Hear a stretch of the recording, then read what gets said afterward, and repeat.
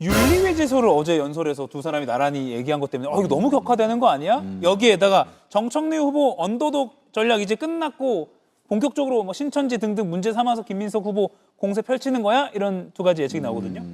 그래서 뭐 구체적인 뭐 전략이나 이런 것까지 제가 알 수는 없는데 예. 전과 태도가 달라진 건 맞죠. 그러니까 전에는 이제 여러 후보들이 본인에 대해서 비판하고 본인은 그것을 감내하고 간다라는 입장이었다가 예. 이제 공세로 전환한 건 맞는 것 같습니다. 근데 그 부분을 어떻게 평가하고 또 어떤 이유로 그렇게 전략을 바꿨는지는 저도 잘 모르겠는데요. 예. 아무래도 호남 쪽을 바라보면서 약간 전략의 수정이 필요한 것 아닌가라고 본 것 같아요. 왜냐하면 호남 쪽에서는 뭐 정부도 정부지만 또 당의 안정성, 당의 미래 이런 것들 또 고민하시는 분들이 많다 보니까 당의 문제를 좀 본격화시키는 것, 예. 본격적으로 제기하는 것, 요것이 조금 필요하다라고 보지 않았나. 근데 정확한 이유는 저도 사실 알 수가 없어요. 혹시 신천지 문제를 언급한 김민석 후보의 전략이 호남 유권자들에게는 조금 우리 당을 다 위기로 몰아넣는 거 아니야? 라면서 비판을 받을 여지가 있으니까. 정청래 후보는 이제 그런 발언을 직접 하죠. 예. 이게 신천지 문제 제기라는 것이 당에는 그렇게 이롭지 않다라는 얘기를 하니까 그런 맥락에서 저런 어떤 태도 변화가 있지 않았을까 보는 태도 거죠. 변화는 분명히 있는 것 같다. 전략 수정이 있는 것 같으세요? 전략 수정인지는 모르겠는데 예. 일단 김민석 후보가 최민희 후보와 관련해서 예. 그 윤리위에 그 문제 삼겠다라고 얘기했잖아요. 예. 그러니까 이제 맞받아치는 건데 사실 김민석 후보는 신천지 의혹을 꺼냄으로 해서 손해를 많이 봤잖아요. 당원들로부터 거부감도 생겨났고 뭐 우리가 국민의힘 공격하더니 뭐 우리 당도 그럼 신천지 당이란 말이냐 뭐 이런 식의 반감이 있는 것 같아요. 그러니까 예. 그런 부분들을 이제 그 지적을 함으로써 그런 당원들의 그런 정서, 감정 이런 걸 다시 한번 건드리는 그런 효과를 보려고 하는 게 아닌가 그런 생각이 드는데 저희 당이 지금 뭐 윤리위 맨날 입만 열면 윤리 하는데 아니 민주당도 이제 무슨 뭐 신천지의 윤리위에 양당이 참 볼만하다는 생각이 듭니다. 해시태그를 공유하는 사이가 돼버릴 것 같은데 마지막으로 한 20초 정도 남았는데요. 지금 이 정도 상황이 너무 격화되면 분당 수준까지 가는 거 아니야? 그렇지 않습니다. 뭐 전에도 격한 전당대회는 있었고요. 물론 지금 전당대회가 상대적으로 더 격한 건 맞지만 분당이라든지 이런 것들을 얘기할 수준은 아닙니다. 네, 충분히 회복 가능하다. 네, 그렇습니다. 어떻게든 뭐 긍정적으로 본다면 흥행에는 좀 도움이 되는 국면 같기도 하고요. 한번 지켜보도록 하겠습니다. 박기환 최고께서는 이번 충청, 부울경 1라운드죠? 순회 경선 1라운드 어떻게 보셨습니까? 예상했던 대로입니다. 약간 아마 정청래 후보 쪽에서 보자면 조금 아쉬움은 있지만 매우 고무적인 이런 결과를 받아들였고 김민석 후보 쪽에서 보자면 지금 매우 표정 관리를 하고 있지만 사실은 내심 매우 불안한 살 떨리는 그런 성적표를 받아들였다. 살은 별로 없어 보이긴 합니다. 살 떨리는. 그래서 저는 김민석 후보 쪽에서 바로 그런 내심은 불안한데 겉으로는 아닌 척해야 되기 때문에 사전에 상당히 많은 밑밥을 깔았다고. 뭐 7%만 앉으면 지는 게 아니다. 7%만 뭐 7%까지는 지더라도 뭐 이길 수 있다. 정청래 후보 고향이니까 뭐 여기는 어쩔 수 없다는 식. 내가 일단 그 얘기는 하고 싶어. 여러분 예를 들면 어렸을 때 태어난 곳 고향 있잖아요. 근데 정치인으로서 활동은 다 서울에서 했거든.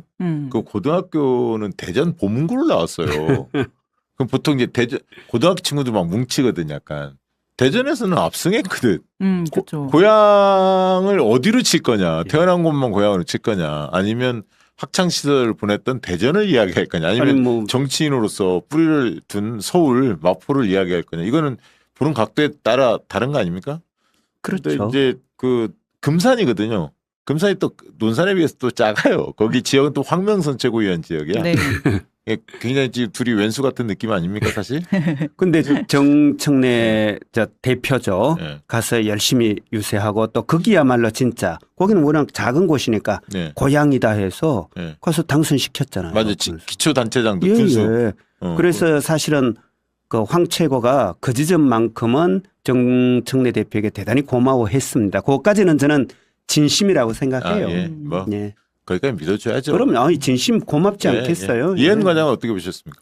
저는 이번에 투표 결과를 보면서 1인 1표제의 위력은 투표율에서 나오는구나. 딱 이 생각이 들더라고요. 그치. 투표율이 높으면 높을수록 이 1인 1표제를 사수하자고 계속 이야기를 했던 정청래 후보의 표가 높게 나오는 걸 보면서 이 1인 1표를 정확하게 각인시키려면 다음 계속 있을 순회 경선에서 무조건 투표에 권리당원들이 많이 참여할 수 있도록 조금 독려를 해야 되겠구나 그런 생각이 좀 들었고 네. 그리고 저는 처음에 이 충청권, 이 충남 충북 그 정청래 후보의 연설을 봤을 때 아니 왜 이렇게 포지티브하게 얘기하지? 지금 모든 후보들이 다 정청래 후보를 공격하고 있는데 너무 포지티브한 거 아니야? 그래서 저는 그런 생각이 들었던 게 토론회가 너무 공격적이지 않게 조금 진행됐던 바가 있었잖아요. 네네. 그래서 이번 합동연설에도 혹시 다들 조금 젠틀하게 하진 않을까? 조금 더 이 미래에 대한 이야기를 하진 않을까? 이런 기대감으로 그렇게 준비를 했던 것 같은데 실제로 막상 연설회장에 가니까 너무 공격적이고 너무 지나친 네거티브에 거짓말까지 막 하다 보니 결국에는 이제 대전에서부터 이제 좀 뉘앙스가 많이 바뀌시더라고요. 네. 그래서 이제 정신 차리셨구만 이런 생각을 했는데 제가 계속 쇼츠를 보다가 갑자기 그 이명수 기자님의 휴먼 스토리 그 쇼츠가 나오더라고요. 근데 박 대표님이랑 그 전화 인터뷰를 하는 거예요. 얘기하지 마. 대표님께서 기조와 톤을 바꿔야 된다 이런 이야기를 또 하셨다고 하더라고요. 그래서 어쩌지 이 좀 대전에서부터는 좀 속이 좀 뻥 뚫리는 게 있었다. 네. 저도 깜짝 놀랐어요. 저는 사실은 충남, 충북 이제 두 군데 딱 듣는데 야 저렇게까지 공격을 한다고? 그리고 사실은 뭐 대표적으로 그 최고위원 중에는 서미화 후보 같은 경우는 그 경우는 본인은 대표 후보도 아니잖아요. 최고위원 후보로 나와서 지금 다른 당 대표 후보에 대해서 시종일관 거의 비방성 연설을 했어요. 네. 그 정도면 그거는 그냥 후보자 비방이라고 해도 될 정도고요. 사실은 선관위가 경고해야 되는 수준입니다. 그래서 참 그 서미화 의원은 목소리가 짱짱하더만 안 쉬더만. 그 과거에 방공 웅변대 있잖아요. 이연사 이렇게 생각합니다. 막 이런 거 있잖아. 그걸 보는 느낌이어서. 전 그러실 때마다 너무 심장이 떨려서 못 보겠어요. 모셨거든. 예. 그 심장이 네. 떨려서 못 보겠어요. 사실은 그건 좀 그 금도를 저는 이미 벗어났다. 그래서 실제로 그 자리에 있던 다른 당직자들 뭐 제가 누구라고 얘기하지는 않겠습니다. 주요 고위 주요 당직자들도 너무하다. 저 정도면 경고해야 된다. 이런 얘기들이 다 튀어나왔어요. 근데 정작 문제는 선관위는 움직이지 않는다는 거죠. 그렇죠. 자, 이제 하나씩 좀 짚어보면 이제 투표율 얘기를 먼저 잠깐 짚어봅시다. 그러니까 원래 이제 첫 번째 해당 권역은 되게 투표율이 낮아요. 왜냐하면 하는지 잘 몰라. 근데 이제 첫 번째 뭐 결과가 나오고 사람들이 이제 뉴스에 나오고 그러니까 두 번째 지역보다 이렇게 올라가거든요. 대체적으로 그랬어요. 그래서 이제 충청권이 처음 시작하면 늘 좀 낮게 나오는 경향이 있는데 이제 그제도 토요일도 그랬죠. 충청권이 상대적으로 낮았고 부울경이 조금 더 높게 나왔는데 이제 뭐 투표한다는 소식이 알려지면서 부산이 상대적으로 높았고 60% 정도 됐고 나머지 지역은 조금 낮았죠. 투표율이 높을수록 정청래 후보가 우세했고 특히 도시권에서 확실히 강세가 있더라. 그게 확인이 됐죠. 왜냐하면 대전, 세종, 부산에서 격차를 많이 벌렸거든요. 네. 그다음에 이제 경남이었고 물론 울산은 이제 김상욱 의원이나 이 김상욱 시장 이쪽이 또 송영길, 김민석 지지하니까 그런 영향도 약간 있다고 보여져요. 어쨌든 대체적으로 보면 도시권 그리고 투표율이 높으면 정청래 후보가 우세했다. 요거 이제 하나 설명할 수 있는 내용인 것 같고요. 자, 근데 지금 저는 어떤 느낌이 들었냐면 솔직히 개인적으로는 2018년 경기도지사 선거가 생각났어요. 사실은 난 딱 보면서. 그때 여러분 기억하실지 모르겠지만 경기도지사 선거에 이재명 후보하고 전해철 후보가 맞붙었거든요. 흔히 말하는 조직대 능력, 조직대 바람이라고 이야기를 했어요. 그러니까 조직은 전해철. 왜냐하면 모든 국회의원들, 시도의원 이런 사람들이 문재인 정부의 황태자였기 때문에 전해철로 다 완전히 몰빵했죠. 그리고 이재명은 당시 성남시장 출신으로 유능한 그리고 선명한 일 잘하는 기초단체장 이런 이미지가 있었고 대선에서 한번 뛰었다가 송가혁 뭐 이런 논란이 있었고 이미지가 조금은 실추됐던 이런 게 있었지만 일은 잘한다 이 평가가 있었거든요. 그 당시 저도 이재명 당시 그 후보를 도왔었는데 전략 컨설팅을 제가 수행을 했었는데 그러면서 능력 대결로 가자 대결 구도로 이렇게 이제 잡고 캠페인 아주 잘하셨어요. 그래서 이겼죠 결국은 이겼는데 그 당시에 조직 선거의 위력을 많이 봤어요. 어떻게 하는가 봤더니 예를 들면 뭐 지방선거나 이런 데 낙선했던 광역 의원이나 뭐 시의원이나 기초의원이나 아니면 총선 낙선했던 사람들 있잖아요. 전부 다 묵습니다. 뭐냐면 무슨 어느 지역 상임 감사 무슨 뭐 상임이사 비상임이사 막 이런 식의 공공기관장들 있잖아요. 이런 쪽에 약속을 막 해요. 그러면서 그런 사람들이 주변에서 50표 100표씩 가져오게 만듭니다. 근데 그게 무시할 수 있는 수준이 아니에요. 저는 지금의 조직선거 김민석 후보 측에서 이른바 조직선거가 시도의원 뭐 국회의원 쪽만 할까? 이런 생각을 일단 가져옵니다. 그래서 조직선거라는 게 만만치 않은 거예요. 그러려면 그거를 이기려면 정말 우리 저 열혈 당원들이 죽기 살기로 과거 대선 때 뛰었던 그런 열정으로 뛰지 않으면 쉽지 않습니다. 솔직한 얘기로. 어마어마한 저 조직을 이기기야. 왜냐하면 세게 누르고 있잖아요. 누가 보더라도 지금. 네. 그래서 이 구조가 굉장히 어려운 싸움을 벌이고 있다. 정청래 후보 입장에서는 조금 아쉬움이 있죠. 왜냐하면 부울경에서 한 2,500표 이상 그 좀 격차를 벌렸으면 하는 마음이 있었는데 1,500표 정도밖에 벌리지 못했거든요. 저는 그것도 막판에 그런 어떤 보이지 않는 조직의 힘들이 작동하지 않았을까 이런 생각이 들었고 실제로 저기 뭐 충남, 대전, 세종 때는 첫째는 그랬고 그다음에 이제 부울경은 이렇게 됐고요. 한 3% 정청래 후보가 이겼고 합산해서 지금 1% 앞서고 있는 거잖아요. 근데 사실 선호투표 대비해 보면 정청래 후보는 48% 이상을 안정적으로 유지해요. 왜냐하면 송영길이 막판에 되면 뭐 8% 이런 정도 주저앉을 거예요. 그러면 한 30%가 정청래, 70%가 김민석 쪽으로 간다고 가정한다면 대체적으로 그런 흐름이니까 그러면 48% 넘겨야 합니다. 그래야 정청래 후보가 이길 수가 있어요. 자, 이게 첫 번째 포인트고 48% 넘겨야 아직 좀 부족하다. 정청래 후보 입장에서는. 두 번째는 호남의 벽을 넘어야 돼요. 근데 지금 호남과 수도권을 좀 분석을 해드리면 여론조사 여러 군데 해보잖아요. 비공표 조사도 많이 하거든요. 공표용 조사만 네. 하는 게 아니라. 호남에서는 과거에 비해서 김민석 정청래 간의 격차는 좀 줄긴 줄었어요. 그러나 아직 역전한 느낌은 아니다. 여전히 김민석 후보가 앞서 있다. 냉철하게 봐야 합니다. 호남. 그래서 여러분들 호남의 연구자들 다들 있을 텐데 호남 전화 작업 열심히 하셔야 합니다. 설득 작업 해야 돼요. 그래서 호남도 그런 그 조직 선거를 풀 가동하고 있는 거 아닌가 저는 이렇게 좀 보여지고요. 호남에서 약간 밀릴 가능성이 있다. 그러나 수도권에서는 오히려 격차가 정청래 후보가 더 벌리고 있다. 김민석에 비해서. 수도권은 온라인 당원들이 확실히 똘똘 뭉쳐 있는 것 같아요. 수도권은 상당히 격차가 벌어지는데 다만 호남에서 큰 차가 안 나니다. 거의 박빙 싸움을 벌이고 수도권으로 올라가야 정청래 후보가 승기를 잡을 수 있다. 이렇게 좀 보여주고요. 그다음에 이번 주에 하는 제주와 인천 그리고 강원과 대구 경북 있지 않습니까? 제주는 조금 정청래 후보가 앞선다는 이야기가 조금 더 많고요. 인천도 바닥에서는 정청래 후보가 조금 앞선다는 이야기가 많아요. 위 분위기는 뭐 배지들이나 이런 거는 김민석 후보 쪽이 많지만 밑바닥은 정청래가 세다. 그래서 이제 인천에서 이기는 게 굉장히 중요합니다. 왜냐하면 도시죠. 그리고 그 당원 숫자도 제일 많습니다. 이번 그 하는 지역들 중에서 5만 8천 명 정도 되거든요. 제일 많고 김민석 후보가 박찬대 뭐 이렇게 가까우니까 송영길도 있고 하니까 인천은 정청래 밀리지 않을까 이렇게 선입견들이 있거든요. 네, 저도 그렇게 생각을 좀 하고 있었어요. 근데 만약 거기서 이긴다면 굉장히 이게 반향이 크겠죠. 고무적이죠. 인천이 굉장히 중요하다. 근데 내일부터 투표 들어가거든요. 인천, 네. 제주가. 그리고 이제 강원, 대구, 경북인데 제주도 4만 4천 명이고 강원도 4만 5천 명인데 대구, 경북은 조금 적어요. 대구는 1만 4천 명, 경북은 1만 5천 명 정도 하는데 근데 이제 강원은 거의 박빙인데 김민석 후보가 좀 더 유리하지 않을까 박빙 우세 뭐 이렇게 점치는 분들이 많고 대구, 경북도 김민석 후보가 조금 더 앞선다는 그런 평가가 있어요. 근데 이번 주 전체적으로 보면 거의 박빙 선거가 예상이 됩니다. 그러면 거의 지금 구도에서 크게 변화 없는 상황에서 호남으로 들어설 가능성이 있는 거죠. 그래서 호남이 중요한 거고. 근데 호남에서 약간 움직인다 하더라도 수도권 오면 또 역전이 됩니다. 정청래 후보 상당히 앞서고 있기 때문에.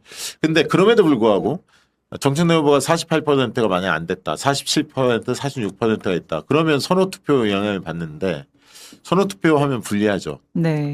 그런데 마지막 남은 하나의 카드가 있습니다. 그게 뭐냐면 여론조사입니다. 많은 분들이 이걸 잘 모르시는데 국민 여론조사가 30% 반영물이에요. 네. 30%가 엄청나게 큽니다. 왜 크냐면 민주당 지지층과 무당파를 대상으로 ARS로 RDD 조사 방식을 이번에 진행을 합니다. 14일, 15일 양일간. 14일, 15일인 금, 토예요. 그러면 토요일 날 호남 경선이 치러지기 때문에 경선은 반영이 안 되는 겁니다. 그 앞에 이번 주까지 경선 결과만 보고 여론조사가 들어간다 보시면 돼요. 다음 주에 금, 토요일 날. 지금 꽃조사를 한번 올려주겠습니까? 이게 상당히 중요한데요. 꽃조사를 보면 ARS 조사를 한번 쭉, 당대표 결과만 먼저 한번 좀 띄워주실래요? 뒤쪽에. 네, 그 다음 장. 그 다음 장 보시면, 민주당 지지층 추이하고 무당파 나오죠. 여기서 보시면, 자, 김민석이 ARS 동일한 방식입니다. 이런 조사 방식으로 하는 거예요. 김민석이 37.3, 정청래가 42.5, 송영길이 9.5가 나왔잖아요. 네. 이거 없다 8.0, 잘모름 2.8 다 빼고 백분율로 적용하거든요. 백분율로 적용하면 어떻게 되냐면 전체가 89.3이 됩니다. 이걸 89.3% 유효응답을 했던 사람을 백분율로 적용하면 정청래 지지율이 47.6으로 올라가요. 그 다음에 김민석은 41.7. 5.9%포인트, 거의 6%포인트잖아요. 이게 만약 이대로만 나온다면 엄청난 겁니다. 그건 무슨 얘기냐면 70%를 반영하는 권리당원에서 한 2% 차이로 만약에 김민석이 1, 2% 앞서고 있다. 2% 이내에서. 그럼 만약에 정청래 후보가 여기서 6% 정도 이긴다. 지금 같은 상황으로. 그러면 정청래 후보가 종합적으로 이깁니다. 왜냐면 이게 30% 반영물이잖아요. 네. 여기서 6%포인트 격차를 내면 권리당원 투표 70% 반영물에서 2% 이내에 만약에 이대로만 나온다면 여론조사가 정청래 후보가 이길 수가 있는 거죠. 그러니까 우리는 선호투표제라는 변수도 하나 있는 거 분명히 있고요. 그거 맞고요. 또 한 가지는 여론조사 30%라는 큰 또 결정 요인이 있는 거를 잊지 말아야 합니다. 그러면 여론조사에 지금 오늘 정청래 후보가 민주당 지지층에서 역전을 했어요. ARS 조사 보면 상승세죠. 네.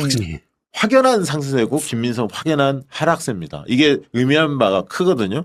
만약 이런 추세로 간다면 저 지지도가 조금 더 벌어질 수도 있어요. 그건 물론 두고 봐야겠습니다만. 그래서 여론조사가 마지막 승부를 가를 이 초박빙 싸움에서 키가 될 수 있다. 그건 뭔 얘기냐면 지지층의 마음을 누가 얻느냐 그리고 거부감이 적느냐 이 싸움이에요. 비호감이 누가 적느냐. 근데 처음에는 김민석 후보가 비호감이 적을 줄 알았는데 네. 요즘 보니까 비호감 급상승이야. 그러니까요. 말 한마디 하실 때마다 조금 비호감이에요. 네, 맞습니다. 그래서 이런 변수들을 좀 감안하고 이렇게 좀 보시면 더 뭐랄까요 경선을 바라보는 시각들이 풍부해질 것 같고 물론 조마조마한 마음 때문에 닥쳐 그런 거 필요 없어 무조건 10명 확보해야 돼 그 마음 존중합니다. 근데 아까 그 왜 조직표 얘기하셨잖아요. 예. 근데 이제 그 조직표가 실제로 이제 뭐 그런 뭐 일자리 약속이라든가 이런 여러 가지 통해서도 이제 예. 결집하고 하지만 또 하나는 농촌이나 이런 쪽으로 갈수록요. 지역위원장이 적극적으로 움직여버리면 어떤 문제가 생기냐면 사실은 저 읍면동 협의회장 특히 호남이라든가 이런 데 당원 많은 데는요. 읍면동 당원협의회장이 지역위원장의 명을 받고 우리 당원들 누가 있는지 알잖아요. 예. 집에 방문할 수도 있습니다. 그렇죠. 만나면 돼요. 어디서. 예. 그러면 ARS 투표 같은 거 있잖아요. 예. 일종의 우리 옛날 그 부재자 투표 같은 거잖아요. 예. 집에서 하는 투표입니다. 예. 부재자 투표할 때 할머니 거 손자가 찍어도 되잖아요. 예. 그래서 예. 이런 현상들도 은근히 있습니다. 예. 그래서 사실은 이런 거를 못하게 만들어야 돼요. 그렇죠. 못하게 만들라고 우리 예, 지지자들이 최대한. 예. 나는 그거는 안 질 것 같아. 예. 그러니까 숫자적으로 열성적인 지지자들이 더 많아서 가족끼리 네. 막 대응하고 그렇죠. 잘할 그래서 거라고 보고요. 예. 이런 유형, 그래서 실제로 지역위원장들이 적극적으로 움직이면요. 예전처럼 뭐 대의원표가 없기 때문에 그런 영향력은 없지만 실제로 한 2, 3% 정도는 지역위원장이 이렇게 흔들어요. 아니 그러니까 저는 요번에 예. 저 충청권이나 이런 데도 예, 했어요. 저는 적어도 한 예. 3% 정도는 그런 영향이 있다고 그렇게 봐요. 움직였다고 네, 생각합니다. 저도 그렇게 봐요. 그래서 지금 어떻게 대응을 해야 하냐면 뭐 대의원들 방 뭐 이런 방들에서 일방적으로 김민석을 홍보하는 글들이 굉장히 많아요. 네. 대응을 해 주셔야 돼. 이게 지역위원장 뜻이냐? 그 댓글도 하고 댓글 달아주고 만약에 지역위원장이 이렇게 만약에 뜻을 받들어 노골적으로 한다면 다음 총선 때 낙선운동 벌리겠다. 그렇게 얘기를 해야 합니다. 맞아요. 네. 그래서 그 지역위원회 명의로 지역위원장이 왜 지금 바깥에 현수막 끄는 거 있잖아요. 예. 예를 들면 뭐 저 민주당 저 뭐지 다시 이기는 민주당이라든가 그거 저기 예를 들면 예. 저 100% 투표 투표운동 운동이라든가 그거 저 김민석 측에서 하잖아요. 예. 그걸 노골적으로 하더라고. 그거는요 위반입니다. 그 자체는 공직선거법에도 위반되는 예. 일입니다. 그러니까 이거를 교묘하게 참 진짜 대전 지역위원장들- 지역이 거의 근데 왜냐하면 저거를 가지고 만약에 뭐 저게 뭐가 문제인데 그러면 이걸 연상해 보시면 됩니다. 작년 우리 대통령 선거 할 때요. 만약에 중앙선거관리위원회가 혹은 행정안전부가 혹은 또 서울특별시에서 현수막을 달았습니다. 이제부터 진짜 대한민국 투표일은 며칠 투표합시다. 만약 이런 거 달았다면 어떻게 되겠어요? 그거 이재명 후보 지원하는 것 아닙니까? 그거 전부 다 있을 수 없는 겁니다. 그거 전부 다 공직선거법 위반이에요. 예. 아니 나는 이 부분을 이혜원 과장님한테 여쭤보고 싶었는데 여성 쪽에서 김민석이 앞서잖아요. 남성은 네네. 정청래가 앞서고 물론 이제 당원들은 남성이 더 적극적으로 응답을 합니다. 숫자도 많고.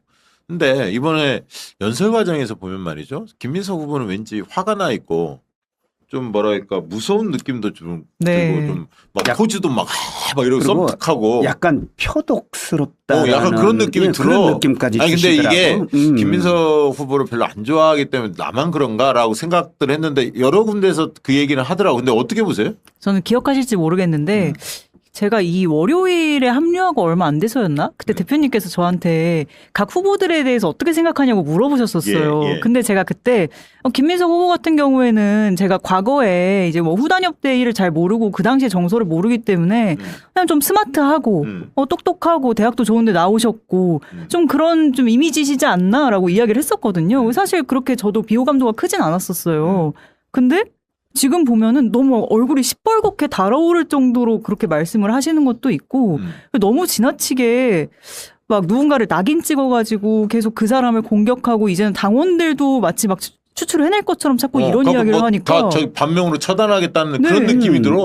그게 저는 너무 무섭더라고요. 그러니까 그렇게 하면 도움이 되나? 여성들이 좋아해요? 내가 이- 몰라서 물어보는 거야. 저는 여성이 아니어서. 저는 일단 여성들은 네. 이렇게 좀 억압적이고 그리고 이건 어떻게 보면 굉장히 조금 자 내가 이렇게 이야기하니까 다들 이 사람들을 욕하고 막 이런 식으로 막 나를 찍어야 돼라고 이렇게 막 억압적으로 하는 것들이 저는 좀 되게 이런 뭐랄까 좀 가부장적인 이 강제적인 이런 문화처럼 느껴져서 저는 사실 그런 거 되게 싫거든요. 대체로 여성들이 이런 데 반감을 크게 가질 거라고 봐요. 아니 그렇게까지 할 필요는 없는데 왜 이렇게 선을 넘지라는 생각이 사실 들더라고요.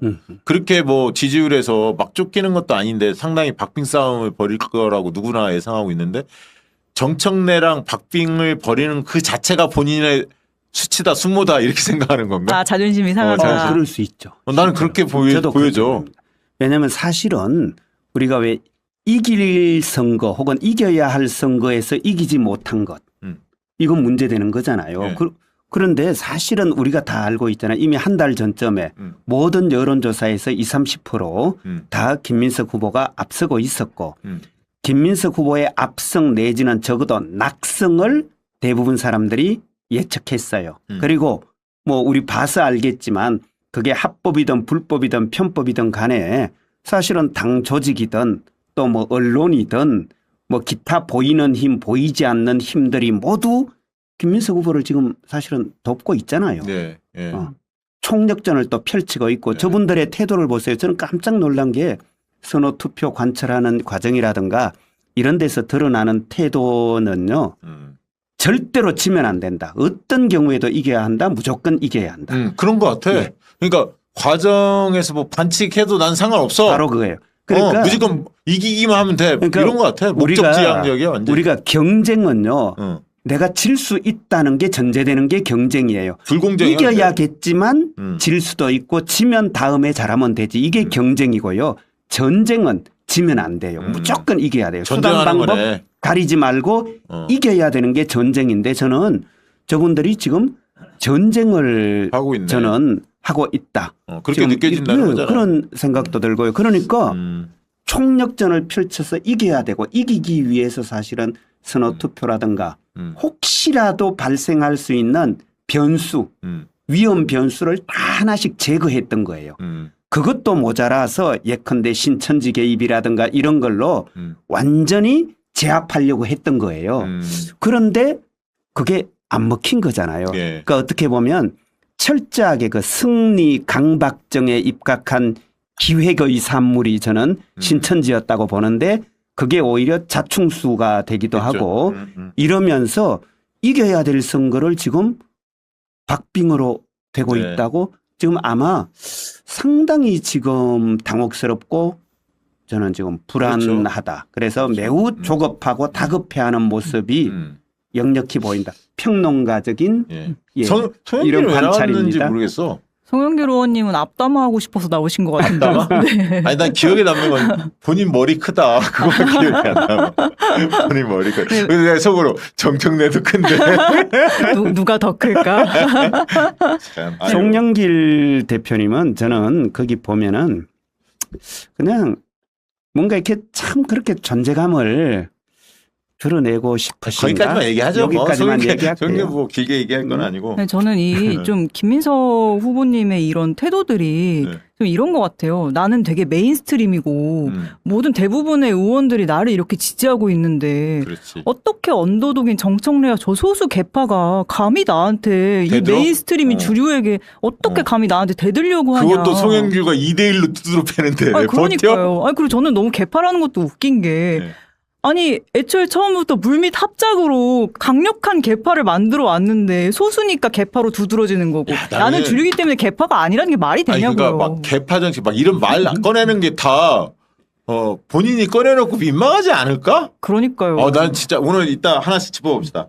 그리고 그 정청래 후보 아무튼 좀 이렇게 공세적으로 사자우를 통하는 연설 방식이 개인적으로 괜찮다고 보세요? 저는 좋았습니다. 오히려 좀 그래요? 속 시원했고요. 그 대전에서 예.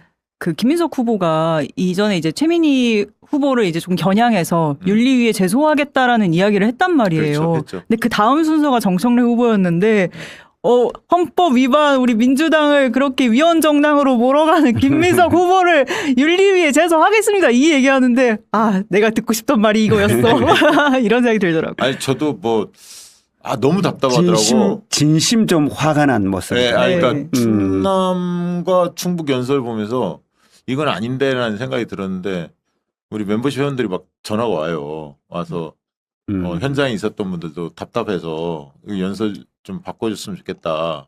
저도 똑같이 느끼고 있었거든요. 저만 느끼는 게 아니구나. 그래서 전화를 드렸죠. 뭐 그래서 이러저러한 얘기하면서 저는 뭐 사실 말씀드린 게 그거예요.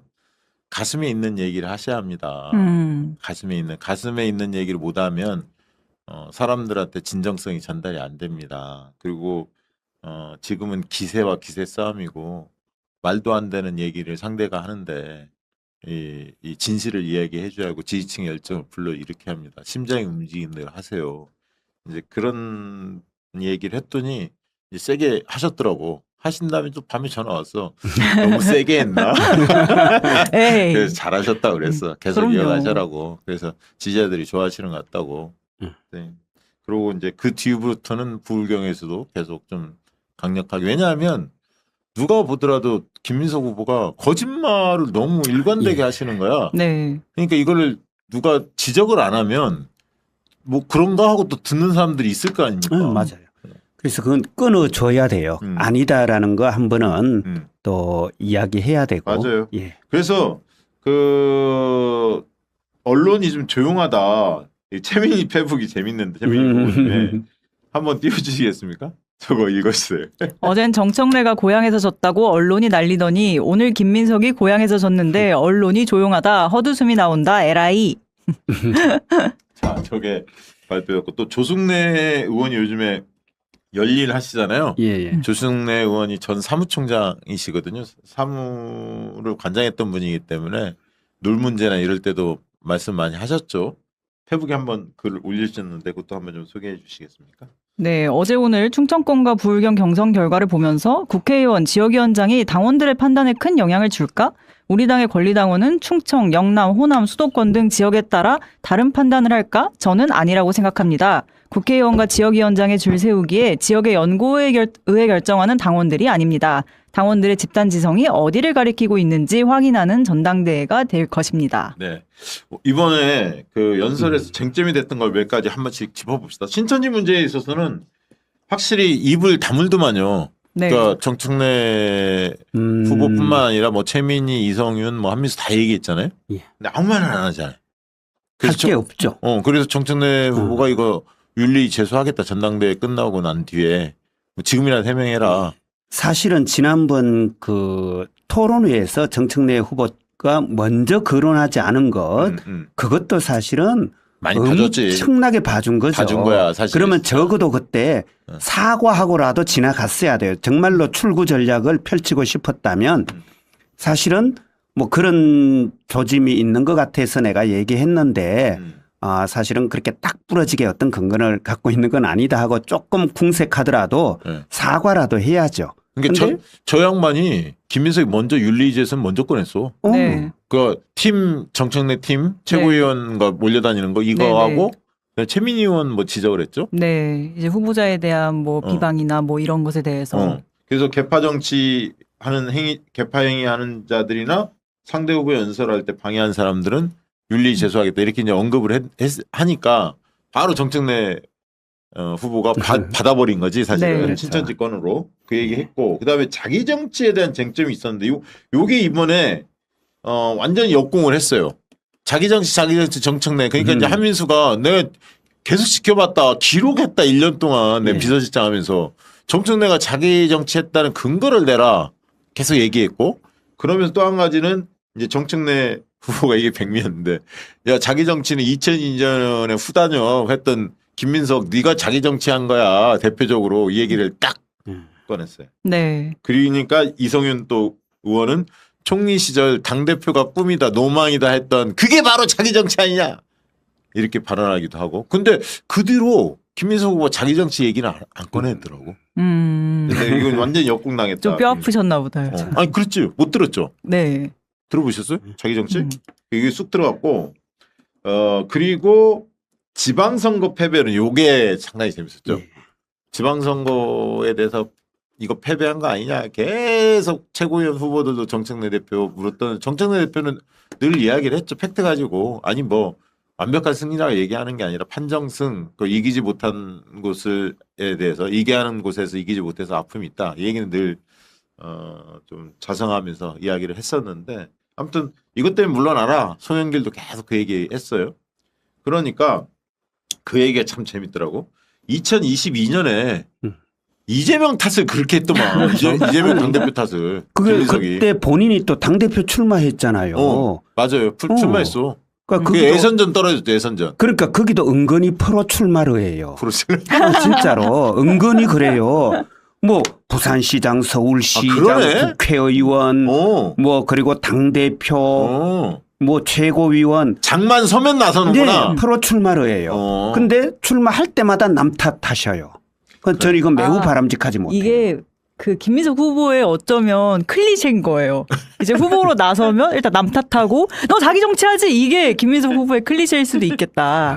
아니 근데 진짜 말씀이 좀 심하셨던 그때도 게 이재명의 무슨 사적 욕심인가 사적 욕망이 판단이 뭐 선거를 그렇쳤다 했던가. 네, 그리고 또 판단력에 문제가 있었다. 사적 판단이 선거 패배를 불러왔다. 이렇게까지 말씀하셨거든요. 그러면서 친명이래.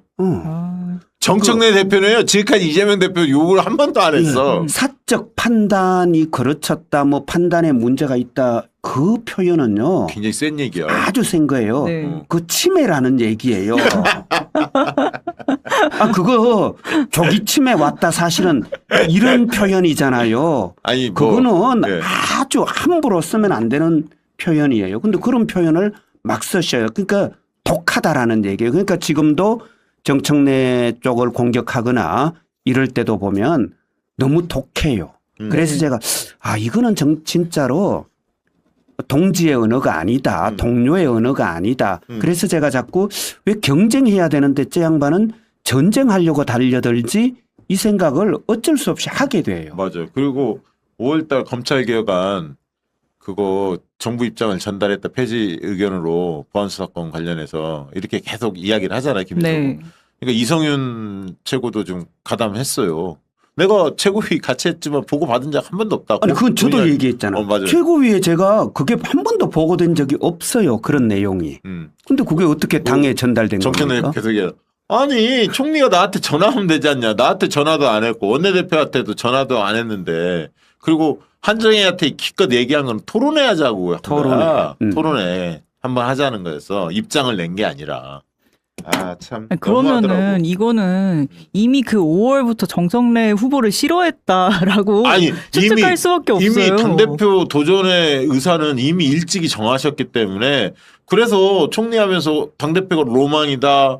그다음에 뭐 강두구, 이현주 이런 텔레그램 계속 뭔가 총리 일에 집중하셔야 하는데 그렇게 안 했고 최근에는 그 네버리지 단일 상품 그 얘기도 나오잖아요. 예, 총리의 예. 작품 아니냐. 시행령하고 뭐 이렇게 만들었던 게 지시한 네. 것도 그렇고. 그러니까 그 5월에 사실은 지금 형사소송법을 빨리 준비해서 제출해야 될 그 소중한 시간, 총리실사나 검찰개혁 추진단을 제대로 관리 감독해야 될 그 시간에 총리실사나 금융위원회는 저 단일 종목 레버리지 상품을 출시했잖아요. 그러니까 도대체 뭘 하셨느냐. 근데 이 부분도 있잖아요. 국무총리로서 도대체 이게 뭘 조금 하셨느냐. 두루뭉실하게 항상 이 부분에 대해서 답변을 안 하셔. 이게 이제 지난번 TV 토론에서 송영길 후보도 물었거든. 총리 재직실에 이거 있었지 않냐. 알았느냐. 알았느냐. 근데 사실 지금 기사들이 계속 나오거든. 네. 그렇잖아요. 관련 기사가. 근데 이런 부분에 대해 해명이 없어. 그동안 계속 공적 영역에서 명확하게 일을 해오셨잖아요. 예. 총리라는 직을 달고. 근데 왜 자꾸 사적인 감정을 이 공적 영역까지 가지고 와서 이렇게 당정청이 함께 일을 하는데 혼란을 주는 거냐. 저는 도대체 이 당정 간에 혼란을 준 게 누구냐. 이거를 좀 다시 한번 묻고 싶고. 네. 그리고 제발 물어보는 것에 대해 명확하게 답 좀 해주셔라. 너무 맞아요. 답답합니다. 나는 이번에 시원했던 게 우리 정청래 대표께서 속에 있는 얘기 난 다 했으면 좋겠다. 그 얘기를 이제 조언을 했다고 그랬잖아요. 조국혁신당 합당 과정도 다 얘기하셨잖아. 그때 대통령이 그게 평소 지론이다. 통합이 합당이 이렇게 얘기했는데 반대했던 게 친명 의원들 아니었냐. 왜 반대했냐. 네. 그거 명확히 얘기했고 나는 지금 합당 추진하겠다. 입장을 밝혔고 그러면서 이제 한민수 의원이나 최민희 의원이 그걸 잘했는데 민주당이 반명이냐. 당신들은 지금 친병 간별사 노릇 하려고 하냐. 망조 들었다. 근데 밖에 보수 세력과도 연대한다고 하면서 있지도 않는 반명 낙인 찍어갖고 막 지금 그렇게 몰아가고 있는 거 아니냐. 네. 이 얘기를 하신 거거든요. 친명 반명에 대해서. 반명 색출하자고 이 얘기를 하니까. 그러니까 이 얘기를 이런 얘기가 떠도니까 커뮤니티에 반명 기준이 떴어요. 한번 여러분 해당하는 해보시기 바랍니다. 자, 실제로 반명. 김민석 후보가 그런 읽어주세요. 말씀을 하시더라고. 보안수사권 폐지하자 반명. 당원 1인 1표제 사수하자 반명. 신천지 근거를 대라고 하면 반명. 당정은 각자 존중하며 협력하자고 하면 반명. 유시민 말도 새겨 듣자고 하면 반명. 1박 1배 2박 세력 몰아내자라고 하면 반명. 정부 단일 종목 ETF 정책은 잘못이라고 하면 반명. 부동산 정책 걱정이다라고 하면 반명. 다 박시영 대표님이신데요. 왜 나만 그래? 아니 이렇게 따지면 있잖아요. 강원 중에 아마 80%는 반명일걸? 아, 그쵸. 아, 이렇게 따지면? 저 기준대로 하면 90% 90%입니까? 넘습니다. 예. 아니 그러니까 저 중에 하나만 걸리면 반명이다 하면 90% 넘죠. 90% 되지. 아니 부동산 정책 걱정인데 이 말도 못해?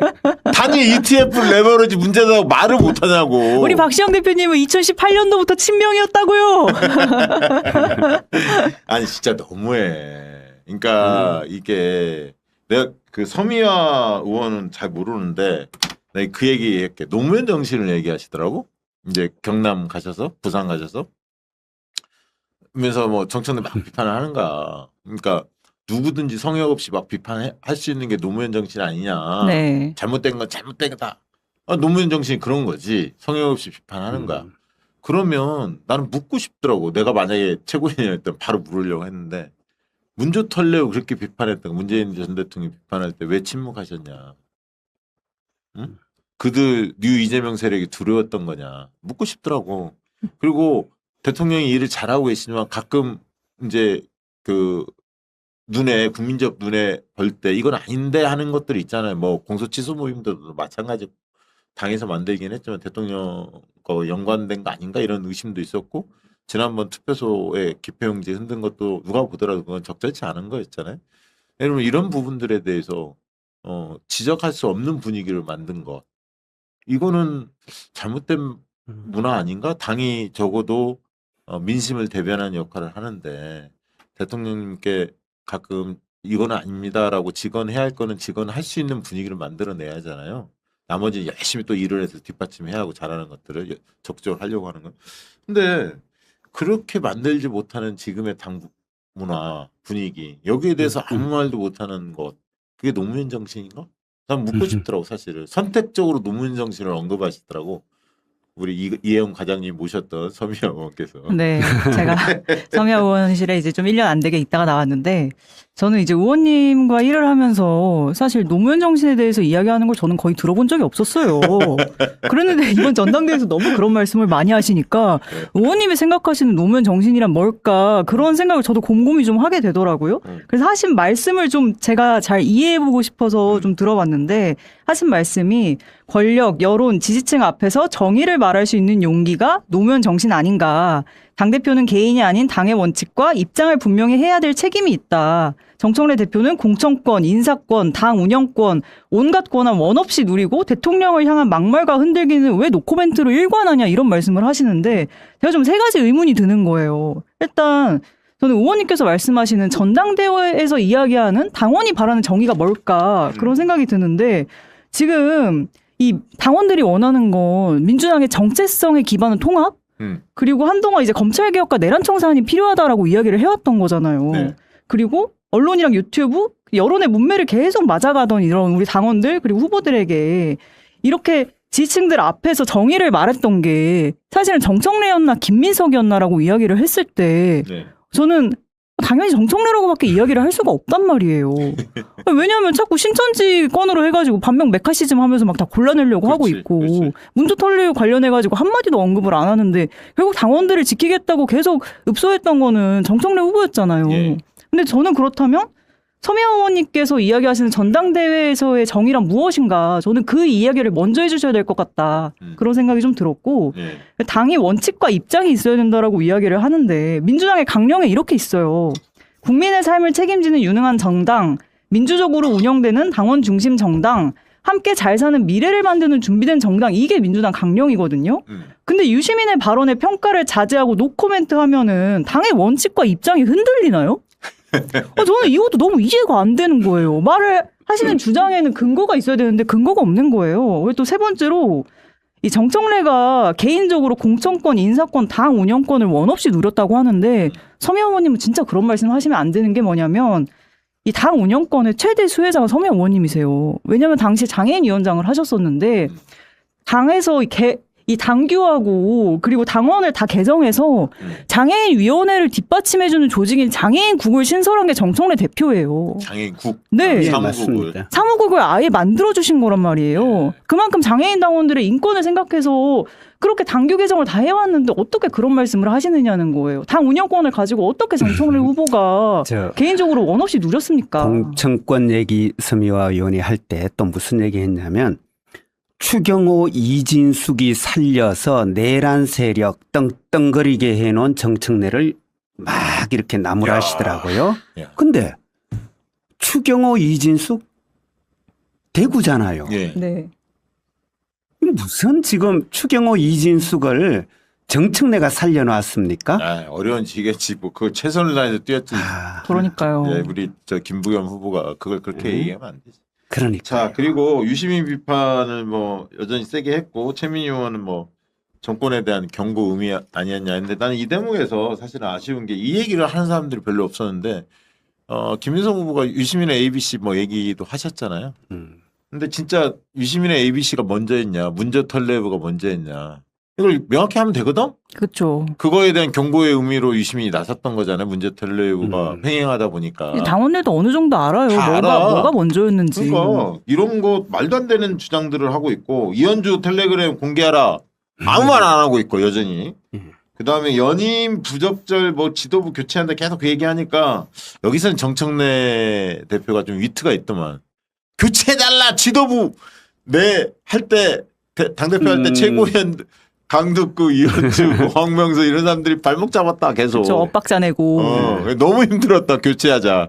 이건 약간 위트가 좀 보였어요. 그리고 선호투표제 도입 불공정 경선 과정 그거에 대한 질타하는 여론도 꽤 있었죠. 예. 근데 오늘 제가 오전에 출근하면서 유튜브를 보는데 누가 이런 이야기를 하더라고요. 이번에 선호투표제가 그 뭔가 이게 이 선거 룰을 이야기하는 과정에서 마치 거래된 것처럼 이런 이야기를 하는데 뭐와 거래됐냐? 순회 경선에서 충청권을 먼저 하는 대신에 선호투표제를 받은 거다 이 정청래 쪽에서 이런 식으로 이야기를 하더라고요. 그리고 누가 그 얘기하더라. 나는 그거 깜짝 놀랐는데 전당대 준비위원장들이나 뭐 이렇게 저기 선거관리위원장들 있잖아요. 정청래 대표 사퇴한 다음에 네. 그다음에 꾸려지지 않았어요? 네, 구체적으로? 맞습니다. 근데 마치 정청래가 다 꾸린 것으로 그런 네. 조직들을 선거 관리 조직들을 이렇게 발언도 하고 지금 말씀하신 대로 순회 경선은 늘 충청이 1등 먼저 했어요. 관례적으로 관행적으로. 근데 뭐 새삼스럽게 참, 그러면 두 번째는 부울경이잖아. 김민석이 네. 고향이잖아. 경남인가 부산이 그렇잖아요. 근데 또 그것과 관련된 이야기는 없죠. 네, 그거 없어. 그러니까 언론들이 웃겨요. 언론들이 조용해. 그러니까 이게 정청래 아까도 이기니까. 말씀드렸듯이 실제로 김민석 후보가 그런 비슷한 말을 제가 하는 걸 어디서 들었는데, 그러니까 본인들이 충청 정청래 후보 고향이고 정청래에게 훨씬 유리하고 본인에게 불리한 곳 거기를 전준희가 정했는데 자기는 받았다. 뭐 그거 그냥 뭐 용납했다, 수용했다는 식으로 얘기하더라고요. 근데 우리 박 대표님도 얘기했듯이 이거는 늘 이렇게 해온 거예요. 그러면은 호남부터 할까요? 수도권부터 할까요? 호남 수도권 해서 70% 끝내고 나머지는 그건 관심이 없어.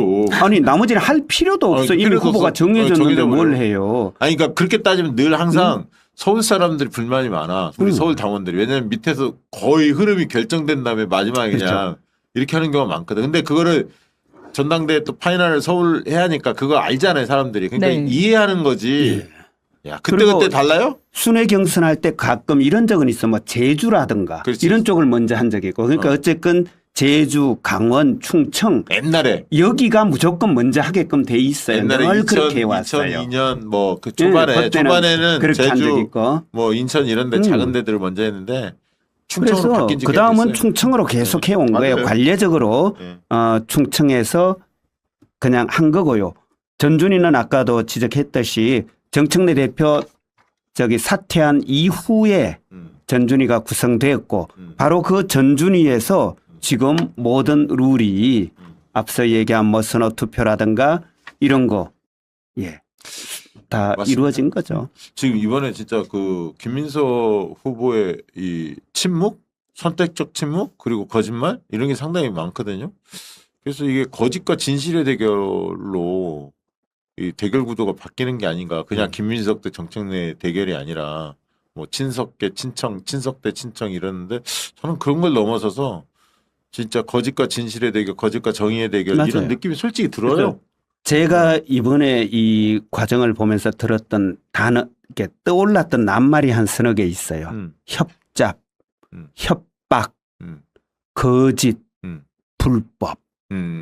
이게 지금 현재 협작, 불법, 거짓, 협박, 거짓, 네. 불법 이것이 지금 현재 우리 전당대회 대표와 최고위원 경선 과정을 관통하는 저는 키워드다. 혼탁의 책임이 김민석 후보 측에 있다 이렇게 그렇죠. 보시는 거잖아요. 그리고 그런데 이 모든 것을 뚫고 딛고 결국 사필 규정을 이룰 것이다. 이게 옛 성년들의 가르침이잖아요. 애써년들.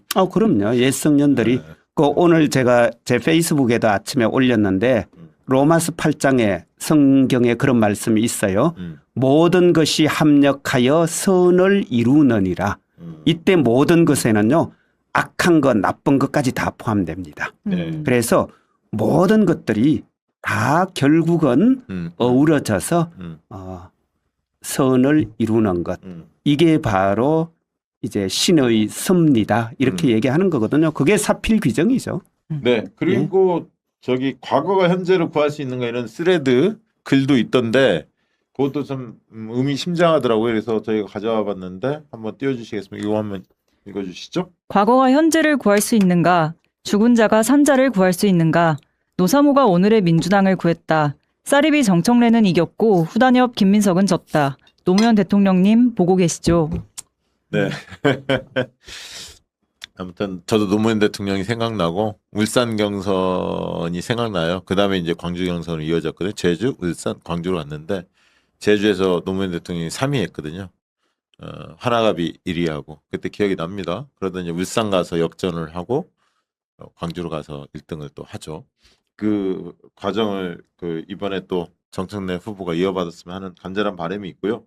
그다음에 박선원 의원이 한민수 의원 저기 가덕도 때 이재명 대통령님 당시 당대표 때 테러 사태 때 함께 했었잖아요. 머리 반대고 막 이렇게 했는데 막 그걸 지열은 직접 안 했다. 지열은 천준환 좀 그런 얘기 하면서 거짓말로 몰고 가더라고요. 그래서 나는 이거는 동료 의원들한테 할 행위가 아니에요.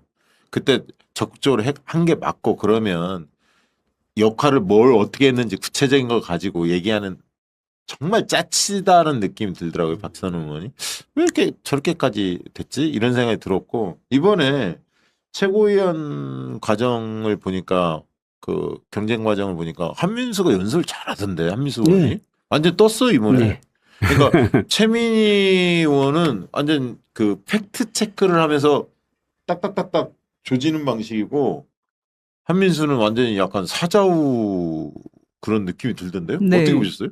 되게 카리스마 있다라는 생각이 좀 들었어요. 이전에 사실 한민수 의원님께 그렇게 크게 관심을 두고 지켜보진 않았었는데 이번에 보면서 한민수 의원님이 사실 이런 손수건 공격을 받는 건 저는 사실 그 당시가 굉장히 위급한 상황이었고 그렇지. 모두가 정신없는 와중에 무조건 이재명 대표를 살려야 된다라는 그 생각만으로 모두가 함께 그냥 했잖아요. 네, 함께 했던 머리 건데 받들고 그렇게 했다면서요. 근데 그게 손수건만 줬으면은 그럼 그 상황에서 거기에 뭐 기여를 안 한 거고 뭐 그런 건가? 아니, 그런 그러니까 생각도 그런 들고. 걸 가지고 얘기하는 걸 보면서 참 수준 떨어지더라고 정말. 네, 저는 왜 그날 모두가 이재명 대표를 살리기 위해 연대하고 그렇게 협동했던 그 상황 자체를 이렇게 정치적으로 사용해서 이 진정성 자체를 왜 격화시키려고 하지? 그런 생각도 좀 들고. 근데 저는 그리고 또 한민수 의원님은 얼마나 지적할 게 없으면 이런 말도 안 되는 트집을 잡냐는 거예요. 오늘 최고위원 그 후보자들 토론회 있었잖아요. 예. 그 토론회를 보는데 한민수 후보님을 또 이걸로 계속 공격을 하시더라고요. 진짜 수준 떨어진다. 민주당의 최고위원 선출 과정이 이 정도로 수준 떨어져서 아유 참. 저는 예.